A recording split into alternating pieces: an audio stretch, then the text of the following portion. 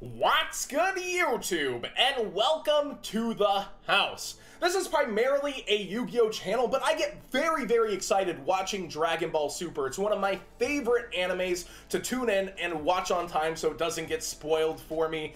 And I will warn, there will be spoilers later in this, but I'll give you guys a pause in order to click off the video. But I'm going to present some facts here, some things that I've noticed about the episode's animation cast, and then some direct references later that I think very clearly state that there's Yu-Gi-Oh references in episode 130 of Dragon Ball Super. Some, to me, were super heavy and super obvious. Some others, maybe more stylization or just happenstance. But to me, there's one very clear kind of cut that it screams Yu-Gi-Oh to me. I had to pause the screen and just stare at it, and I was like, yeah, that's it. That has to be from Yu-Gi-Oh! So both of these pointy protagonists, which by the way I own none of the rights to and I can't jump straight into the animators' minds of, both these pointy hair protagonists are from major animes that have spanned years and years. And of course Super's art has updated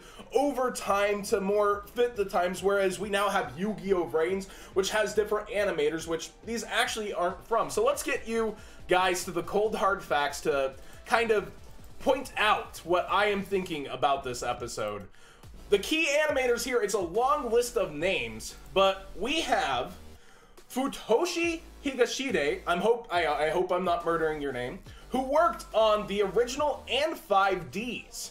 Then we have Yuichi Nakasawa, who worked on Zexal. I believe that's the 4th incarnation of Yu-Gi-Oh! It comes after, I want to say, 5Ds, GX, and the original. So Zexal is the Xyz era.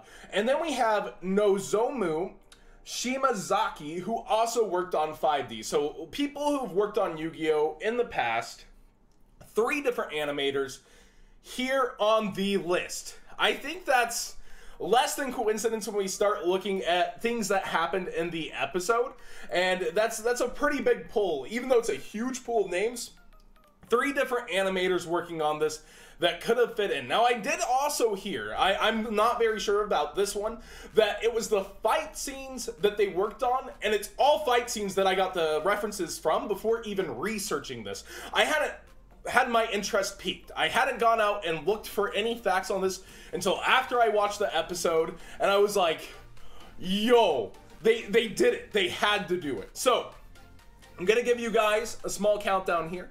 There's gonna be spoilers ahead directly from episode 130. We're gonna talk about the episode and what's happening in the screen caps because it's somewhat relevant to the artwork that we're gonna show and talk about in the episode. So I'm gonna give you guys a countdown of 5 seconds here before we get into it. 5, 4, 3, 2, 1. Let's go ahead and get into it. You've been warned. Dragon Ball Super episode 130 spoilers, boys. If you've watched any classic episode of Yu-Gi-Oh, this is very clear. Very clear what this is. There's no way it's anything other than Mirror Force. There just isn't. This has to directly be a reference to that. The way it happened, they actually show it happen on the screen, they cut away from it, and they pan back into it in the same sort of fashion of Beam Struggle before the result. And it just looks so much clear as day. If you've looked at the animation for Mirror Force, it just looks so much like it. And I have it on the screen for you guys who might be here from Dragon Ball Super. I will warn you, I'm a Yu-Gi-Oh channel. If you're trying to subscribe for me for Dragon Ball Super content, I'm probably not going to upload any in the future. But if you enjoy Yu-Gi-Oh, feel free to hit that subscribe button and stick around. I mostly do meta content and more news-related content to the OCG and what's happening there as well. But back on topic, I flipped out. I literally like jumped up. I paused the screen. I'm like, yo, this has to be it. This has got to be Mirror Force. And just the way it's presented, I think it's undeniable. You could say it's a stretch, right? Because Beam Struggles can look like various things, but it's unquestionable in my mind that this had to purposely be Mirror Force. And I think the animators either snuck that in or got approval to do it. I'm definitely not trying to like get Dragon Ball Super in any kind of trouble. I think it's a really cool nod and reference, and it's not direct. Actually, the opposite of what happens with Mirror Force wins through here as the red beam slices through. So it's not really representative of what Mirror Force does unless it gets negated by some kind of trap, which Jiren's power could be the trap there. Different kind of traps we're talking about, boys that usually watch a lot of anime. But this is really a cool scene for me. And then what started to sell me on, I had to pause again. Goku in this art state, the dark lines, just the hairstyle, everything happening right here. Goku's kind of been broken down a bit in terms of being really angry about the situation where Jiren basically attacks his friends in the stands and he had to block it, and you know, the power of friendship struggle starts happening. Well, this artwork reminds me of somebody else's eye style a lot. You cut off these ends right here from Merrick, and it's just very similar. Even kind of what's happening with his eyes, the crazy eyes from anime, just scream Merrick to me.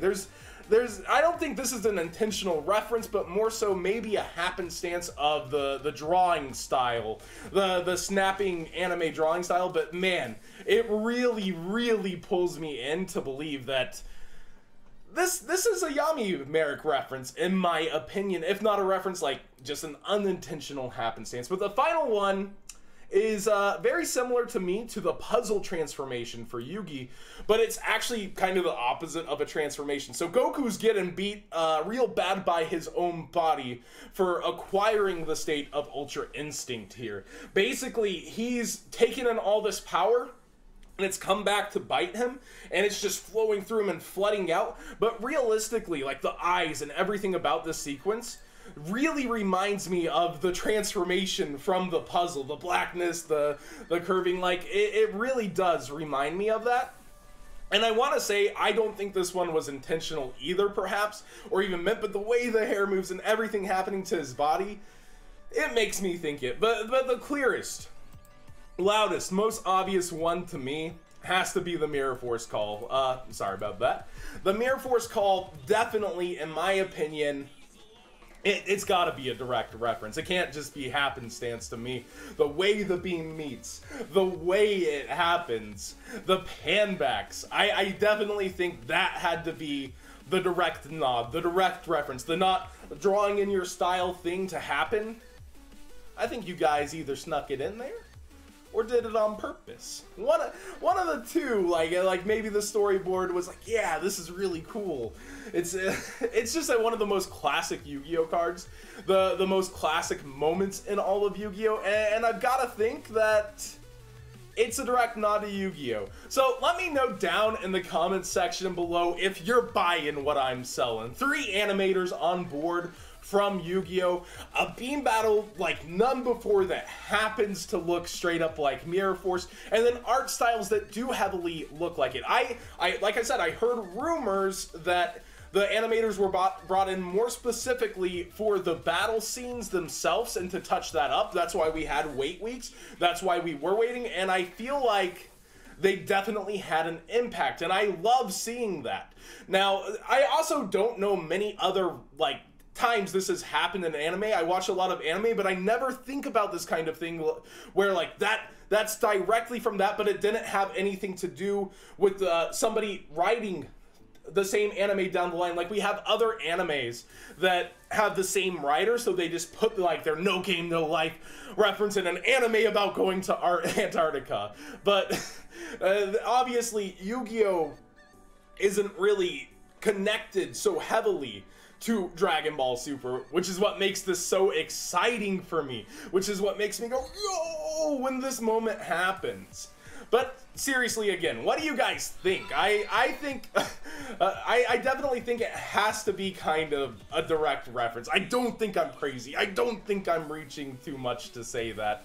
But if you're as hype about Dragon Ball Super 130 as me, let me know down in the comment section below. And I'm sure there's going to be lots of spoilers. I guess I should have warned people during the spoiler warning to not look down at the comment section of this too. But let me know. I really do want to hear your thoughts on the episode as well. The episode for me was fantastic as a fan. It didn't have anywhere that I thought the episode would be moving, so I'm super happy with it. You guys did a great job, and I really hope this doesn't like get somebody in trouble for them borrowing Mirror Force, and you could say it's unintentional or like that it's not, but I think this is very clearly Mirror Force. There's not a shadow of a doubt in my mind.